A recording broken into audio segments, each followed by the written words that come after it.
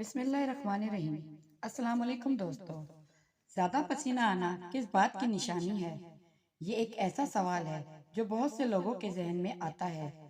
کچھ لوگ اسے صرف جسمانی کیفیت سمجھتے ہیں، جبکہ اہل حکمت ہر حالت میں ایک سبق اور ایک پیغام تلاش کرتے ہیں۔ آج ہم آپ کے لیے لائے ہیں ایسی حکمت بھری باتیں، اقوال زری جو دل کو سکون، عقل کو روشنی اور زندگی کو نیا راستہ دیتے ہیں۔ ویڈیو کو آخر تک ضرور دیکھیے گا۔ حضرت علی کا قول ہے، انسان کی سب سے بڑی دولت عقل ہے اور سب سے بڑا فکر جہالت ہے۔ جو شخص علم اور عقل کو اپنا ساتھی بنا لیتا ہے، وہ زندگی کے بڑے سے بڑے امتحان میں بھی راستہ نکال لیتا ہے۔ حکیم لقمان کی نصیحت ہے، بیٹا سچ بولنا آسان ہے مگر اس کی قیمت بہت قیمتی ہوتی ہے۔ سچائی وقتی نقصان دے سکتی ہے، لیکن آخر کار عزت اور کامیابی اسی کے قدم چومتی ہے۔ مولانا رومی کا قول ہے، جو تمہیں بدل دے وہی تمہارا اصل استاد ہے۔ ہر ملاقات ایک سبق ہے اور ہر مشکل ایک نیا دروازہ کھولتی ہے۔ بانو قدسیہ کا قول ہے، لوگ بدلتے نہیں، صرف ان کے چہرے سے پردے ہٹ جاتے ہیں۔ اسی لیے لوگوں سے زیادہ اپنے کردار کو سنوارنے کی فکر کرو۔ واصف علی واصف کا قول ہے، خاموشی وہ زبان ہے جسے اللہ خوب سمجھتا ہے۔ جب دنیا سمجھ نہ پائے تو دل کی بات رب سے کر لیا کرو۔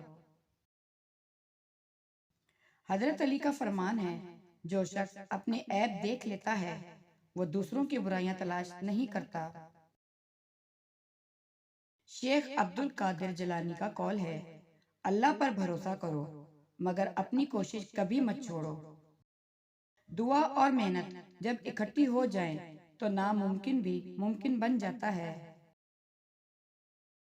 مولانا رومی کا قول ہے، زخم وہ جگہ ہے جہاں سے روشنی تمہارے اندر داخل ہوتی ہے۔ ہر دکھ کے پیچھے کوئی نہ کوئی حکمت ضرور چھپی ہوتی ہے۔ حکیم لقمان کی نصیحت، کم بولنے والا کم پچھتاتا ہے۔ الفاظ تیر کی مانند ہوتے ہیں، نکل جائیں تو واپس نہیں آتے۔ واصف علی واصف کا قول، جس دن تم شکر گزار بن گئے اسی دن تم امیر بن گئے۔ حقیقی خوشی دولت میں نہیں بلکہ شکر گزاری میں ہے۔ حضرت علی کا فرمان ہے، صبر دو قسم کا ہوتا ہے، ایک مصیبت اور دوسرا خواہشات پر۔